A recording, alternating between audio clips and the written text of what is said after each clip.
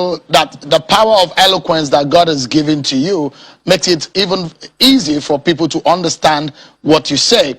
And perhaps there's a reason why a lot of people seem to love it when you're explaining yourself and your philosophy. And perhaps the reason why we have to take up some of the things that you have said. One of the things that you said in the past, in 2019, for example, your words, in your own words, you said, I would rather die than join the APC. In December 15, 2019, you said, and I quote, I'm committed to opposing the APC and those that are in the ranks for the rest of my natural life, and I will never join them no matter what. End of quote. In fact, for those talking about your defection at that time, you told them, you said it was false and insulting. Good. Can I answer the question now? Have Absolutely. you finished the nice quotes? Absolutely. Thank you very much. Let me put this to you. A lot has happened in the APC itself over the last few years. Would you agree with me? You are a political commentator. You know what has happened in the APC. You know what has happened in the PDP. I won't talk about the PDP on this program until they throw a brick at me, then I will respond. I never throw the first punch. I always throw the last. But let's talk about APC. The APC I was speaking about at that time is not the APC of today. The APC of that time, and I'll say it any day, anywhere, the APC of that time did not have the leadership that they have today.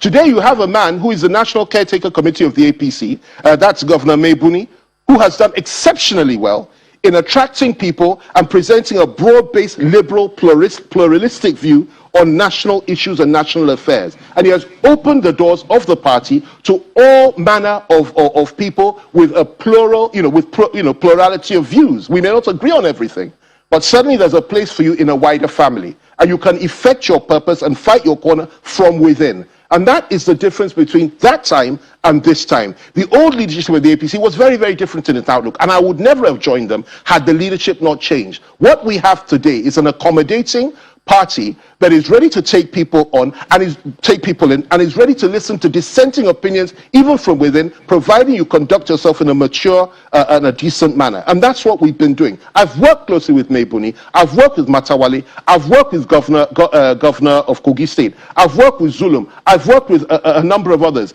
Even the Governor of Plateau State. We've been collaborating over a period of time. Senator Grace Bent and so many others. And I'm telling you that there may be a plurality of views here, but we all agree on one thing, that people should be treated fairly and decently, regardless of where you come from in this country, regardless of your religious faith. We believe passionately in that. And we must not continue the narrative that we had in the past, that, we must divide one another and fight one another on religious or ethnic grounds. And that's the new me, and I am very, very proud of that. But the party has changed. Not me, the party has changed. And the president has been accommodating of that change, which is very gracious of him. And that is why I am where I am today, and I'm very proud to be here. It doesn't matter what people think. It doesn't matter what people say. If I give you quotes of what others have said over the years about one another that are now together, you will be shocked. I have a whole list of them. But let's not focus too much on what you think of what FFK has done or thought. Let's focus on our country, unity, peace, and building the bridges that we need to build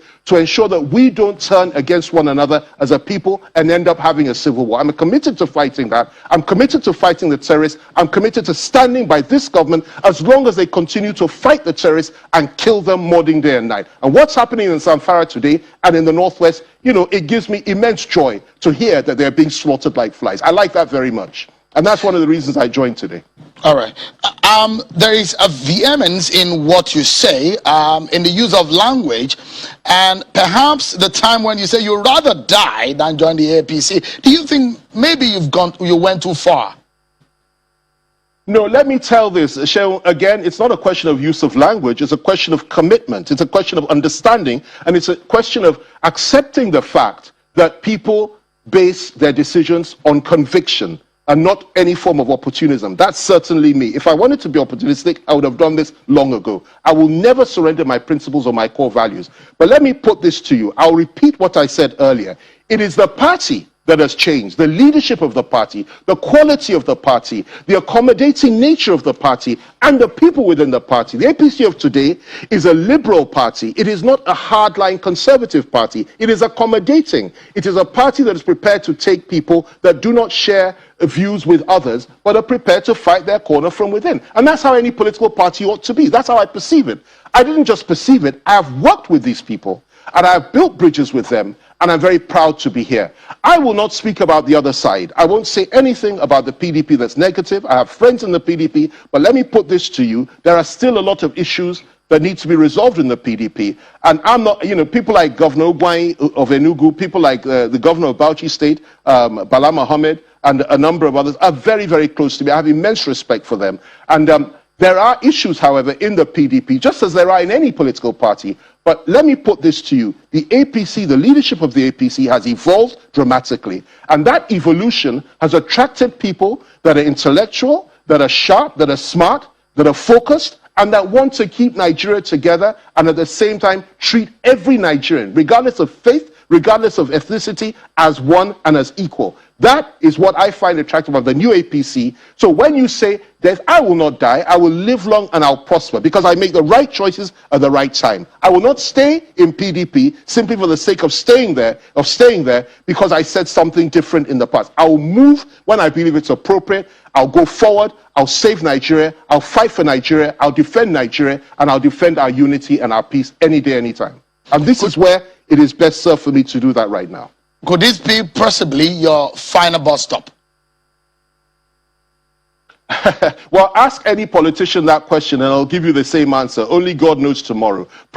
As long as my core values are honored and respected, I will stay where I am. I stayed in PDP for a very, very long time, despite a number of issues that arose. If you remember, I would have left a number of months back. But the whole National Executive Committee came to my house and made an appeal to me to stay. And I honored them by staying longer. However, anything can happen tomorrow if people do not do the right thing. I reserve the right to change my mind if, for example, I come to Channels Television and you're rude to me, and I'll say, oh, I'll always be on Channels, but if you're rude to me, I will never come back again. So people do make decisions based on what is happening on any given day. But for now, I'm very comfortable. I'm very happy. I'm delighted to be here. I'm delighted at the fact that they have welcomed me with open arms, and they have given me a pride of place in the sense that the kind of access that I have to so many people in so many places, I never thought I'd have. I never thought I'd be able to get, given what has happened over the last 6 years. And that says a lot for Mr. President. It says a lot for the party leadership. It says a lot for the party. So that's where we are today. Only God knows tomorrow, but we will be consistent. We'll be clear. We'll be focused. Nigeria must remain one. Nigeria must stand together, and there must be no ethnic or religious bias. Given that, if that is the case, I will stand and I will fight my corner any day, anywhere within this party. Talking about fighting your corner, already, some people already, those who perhaps agree or don't agree with you, already talking about your latest decision, and they're already criticizing. Let me just let you know some of the things that your critics are saying. Some have criticized, and they wanted to know that they're saying that maybe you're leaving the PDP is finance related. So I don't expect that kind of ridiculous and absurd question from you, okay? I have never ever lacked in finances. There have been no inducements. Politicians don't move because of finances. If I wanted finances, I would have moved a lot sooner than today. I have struggled and I have fought over the last 6 years more than any of the little monkeys that said what you just said to me now. And I stand proud and I stand tall. The kind of family I come from, the kind of background I have, finance is never an issue. But of course, this is always the absurd narrative that people with a very small brain and a low intelligence quotient always put out when they feel threatened. And I don't care. You can insult me from morning till night. It means nothing to me. What is important to me is my God and the fact that I'm doing the right thing at the right time. I am considerably more wealthy than most people think, and I don't need anything from anybody. I work hard, I've always worked hard, and I've never lacked anything good. When I was fighting the government, you didn't talk about finances or no finances. Now that I'm not fighting the government, you're talking about finances or no finances. It's an old narrative, it's an old story. It's something that Nigerians, particularly Nigerians from a particular segment of society, like to say about those of us that are in the elite. And I'm not prepared to respond to such rubbish, and I'm surprised you should ask me that kind of question. Why don't you go and ask others wait a minute, let me finish. Why don't you go and ask a number of others that same question whenever they defect? It's a very insulting question, and there's no basis to it whatsoever. I'm pretty much, I'm sure that you know how to fight your battle, and in your corner, you pretty much know how to respond to those of your critics. We're due for a break in 30 seconds, but what do you say to your followers who have been following you, who believe everything you say, and now that you have the opportunity to communicate with them on your new decision, what do you tell them? They know where you stand, and today you've changed your stance. What do you say to them? I say well, they've always known that whenever I make a decision, it's based on conviction and understanding, and it's for the right reasons, not the sort of nonsense that whoever you were quoting was saying over there. They believe in me, and those that believe in me have to trust me. Believe me, I usually get it right, and I'm usually far ahead of most people in such matters. I'm doing the right thing for Nigeria. I'm doing the right thing despite the kind of insults that you and others are putting to me by asking me that question. I will continue to do the right thing no matter what it is anybody says for this country and for my people. I will be in a position to effect change in this country. I will do the right thing for these people. Whether they see it in me today or not, they will see it tomorrow. This was the right decision. I will ensure we're in power. I will ensure the right thing is done with that power. I will ensure that our country remains together. Love me or hate me, that is me, and I'll stand where I stand. For my followers and supporters, I thank you, and I trust you, and I know you will trust me. That's what I have to say. Chief Fani Kayode, those were not insults from me. I was just taking questions from your critics. But we'll take a breather. Thank you for putting insults from other people to me on your program. But that's okay. You and I, we love this, and I love insults too. I love insults. You know that. I enjoy it. Know that I'm a proper Yoruba man, and I know what it means to respect elders. So, but we'll take a break. Stay with me, Chief Fani Kayode. When we return, there's more to talk about. Everyone, we'll take a breather, and when we return, more to talk about this country, the decision of Mr. Fani Kayode, and what it means for Nigeria's politics. After this time out, everyone. We'll be right back.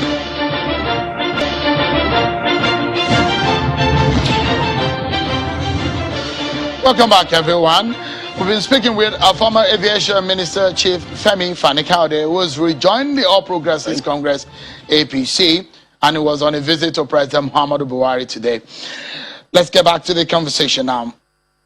Chief Fani Kayode, some of the issues that you raised before you joined the APC was had to do with some of the unrest that we've seen, especially in the southwest region. Let me ask you, where do you place Igboho in this new scenario? Sunday Adeyemo.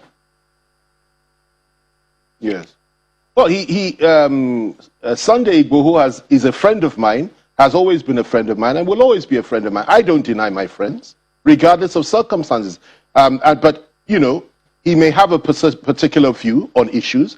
I've always said, and I maintain it, and I said it to the Villa today, that the right of self-determination, in my view, is sacrosanct. People have a right to determine their future. If a people say they want to go and there's a referendum, I don't see why anybody should say they shouldn't go anywhere. However, my view, though, is that Nigeria must remain together as long as people want to be within Nigeria. And the answer to those that want to break off, as far as I'm concerned, is that we need to reach out to them in love and in compassion and understanding. And that is the policy I adopted with Sunday Igboho. And I'm a better friend to Sunday than many of those that have now turned their back on him and that are denying him publicly. My view is that, fine, we have issues in this country. Some people want to go, many people want to stay. Our view, our position as leaders is we need to keep everybody on board, ensure that nobody picks up weapons to start killing one another, either from the government side or from the other side, killing innocent people, targeting innocent people based on ethnicity or religion, and ensure there's sanity and peace in the country. That has always been my position. I told Sunday Igboho this when we met, I told him after we met, and I've told him of late. That has always been my position. However, I also believe that it is important for us to rise to the occasion that we are faced with right now. And there are far more important issues. Let me tell you this. I've said this is not the first time I'm saying this. I'll keep on saying it to those that simply don't seem to get the picture. There is a conspiracy. It's an international conspiracy to turn our country into a bloodbath, turn it into a cauldron of fire. and ensure that we begin to kill each other, whether it's Fulani, Hausa, Yoruba, Igbo, or whatever, for no reason, for no just cause whatsoever. Meanwhile, the people that are dividing us, that are attacking our people, for example, in the Southwest, are mainly, 90% of them are foreigners. They are foreign Fulani murderers, foreigners. They're not Nigerian Fulanis. And they're killing as many Fulanis and Hausas in Zamfara, where I'm a proud traditional title holder, in Sokoto, and in so many other places in the corner, as they are in the Southwest. But the lazy commentator doesn't think about that. They just say all Fulanis are bad or whatever. We've all done it in the past. But it's time for us to retrace our steps. I told Igboho this privately. I said this publicly at the time when he was with us here. And I'll continue to say it. We must make that distinction. We must, and in fairness to him, if not for Sunday Igboho at that time, we would have had a problem in this country, because he went out of his way to give assurances and protect, to offer protection to Northerners that were coming back after the food embargo. I'm not going to deny that. I won't say it never happened. Of course it happened. It's a historical fact. He played a key role then. But the situation that he's in now is unfortunate. But I will never deny him as a friend. We may not agree on everything, but he remains my friend. And not just him, there are a number of others that are my friends and will always be my friends, even if we don't see eye to eye on everything. So that's my position on that. Okay, so that means that you continue to fight his cause and talk to your APC friends. No. You're now putting words into my mouth. I never said I was fighting his cause. I said he was my friend. You can be friends with people and not fight their cause or not even agree with them. Whatever it is, wherever we disagreed, we did so privately. But publicly, he is my friend. And I'll tell you this much, I am committed to keeping Nigeria together. I'm also committed to ensuring that those that want to break up Nigeria are reached out to and spoken to with respect, love, and compassion, rather than say, kill them all. That's my position. And I believe that's far more productive. As long as you don't pick up arms to kill policemen, and you don't pick up arms to kill innocent Hausa Fulanis or innocent Yorubas or innocent Igbos, and you don't target people because of their religious beliefs, as long as you don't do that, you will be my friend. You can have a different opinion, you can have a different approach, but you can remain my friend as long as you don't, indulge in violence. And that is my position with everybody, including people on, the conservatives on the other side. One of my best friends is a gentleman by the name of Malam Abdullahi. He's the president of the Northern Consensus Forum. His views are very, very strong about Northern power and so on and so forth, and about the rights of the Fulanis and the rights of the Hausas and the rights of the core North. And he feels heavily marginalized. He's always speaking for his people. But he's my friend. We may not agree on everything, but he remains my friend. We must indulge in this new approach of working with people simply based on friendship. We don't always have to agree, but we must ensure that we work together and keep this country one. Treat people with sensitivity and humanity, and you'll get the best out of them. And that's what I did with Sunday Igboho, and that's what he did with me, and we will continue to do that. And I wish him well, and I sincerely hope that he can resolve his issues with the federal government. We have just about 120 seconds, about 2 minutes to wrap up now, and I have three questions, quick questions to ask you before we wrap up quickly. The first being that, politically speaking, every politician relates with their local level stage, which is the ward level. When we wonder why you're not going to your ward in Osun State to register, why are you choosing to do that in FCT? Thank you. That's a very good question. And the answer is very simple. I've lived in the FCT for the last 20 years. I am a Yoruba man by birth, and of course I was raised in the Southwest, and I'm very, very proud of that. But at the same time, I've lived in the FCT, here in the FCT for the last 20 years. It seems absurd to me to be running down to the Southwest just to register into a political party. I live here. I've lived here for 20 years. That doesn't mean I've turned my back on my people. I love the people of the Southwest. I've fought for the people of the Southwest, just as I have for the people of the Southeast, the people of the South, the people of the Middle Belt, and the people of the core North. But I live in the FCT, and the FCT is a place for everybody. And I believe this is the appropriate place for me to join the party, and I will do that. However, I will still be deeply involved in politics all over the country, including the Southwest. I assure you of that. What about your home state, your hometown? Are you still connected politically? Do you still have this support politically in your home state? No. It's not a matter. Well, of course, everybody that has been in politics for as long as I have has support in various places all over the country, including my hometown. And I love the people of the Southwest. I love Ile-Ife. I love Oni Kabiyesi and everybody there. That is my ancestral home. I will never deny that. I also love Lagos, where I was raised. But I've lived in the FCT for the last 20 years. And it seems, this business of, flying down to go and play politics in a place you don't live, I think it's a little bit disingenuous. I live here, and I will fight for the people that are here, just as I'll fight for the people everywhere else. But I will never, ever turn my back on my people. But I live in the FCT, and I will join the party here in the FCT. It suits my purpose, and I think that's the best way. Are the leaders of the APC in the Southwest aware of your decision to join the APC?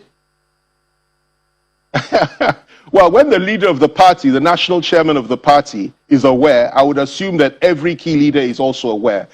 Whatever happens, I'm not really that important, whether they're aware or not. Well, mind you, I must tell you, I have consulted most of them. I've spoken to most of them. Kayode Fani is a good friend of mine for over 40 years. Dapo Abiodun is a good friend of mine for over 40 years, and quite a number of others. I've spoken to them. I've discussed this issue over a period of time. You see, I didn't make this decision overnight. For the last 1 year, you've seen me, going up and down this country, discussing issues with various governors from various parties. And I'm very, delighted that so many doors have been opened to me. So before I arrived at this decision, it took a lot of consultation, a lot of discussion. And those that I feel it was appropriate for me to discuss with from the Southwest, including people like Omishore and so many others, I've done that. And I will continue to do that. I dare not make this kind of move without letting them know. But so the most important thing is the party leadership is aware and the president is aware. And the president welcomed me today with open arms and spoke in a very, very wonderful way, which I appreciate. Quickly, you said you were instrumental to those who joined the governors joining the APC. Are we expected to see more people? For example, is the former president Goodluck Jonathan likely to join the APC too? We're hearing those are rumors too. Well, quick one in 30 seconds. Let me be a little bit sure. Let me be a little bit careful with my words. I'm not sure if I use the word instrumental, but certainly I played a role. And I'm very happy about that. And I've been working on that for a number of months and they agreed with me and they moved across before me. And certainly I can assure you there are quite a number of other leaders. I won't be specific in terms of their office or the office they're holding today or they held in the past, that will eventually come over to the APC. And perhaps at that time you will ask each and every one of them whether it's due to financial reasons that they should cross over and join another political party. Deeply insulting question, but deeply insulting session. But yes, there are going to be more changes. There are going to be more people. And they're coming based on conviction. Based on conviction. And, I've done it in the past. I've criticized people for making their choices. But at the end of the day, it really doesn't matter what I think or what you think. It's between you and your God. I've done what I've done today. I'm very happy with it. I'm very, very aware of the fact that this is how I'm being led by the Spirit of God. And I stand by what I've done. And others will join. Be rest assured of that. Especially the way the PDP is going. Others will join. Chief Fani Kayode, it's a pleasure talking to you. You got a bit upset, but it seems you got it cool later on. Not at all. So I'd never be upset. I'd never be upset with you. You're a wonderful man, and it's always a delight to be on your program. Thank you very much for having me. Thank you so much, Chief Fani Kayode. I appreciate it. Thank you. Thank you, my brother.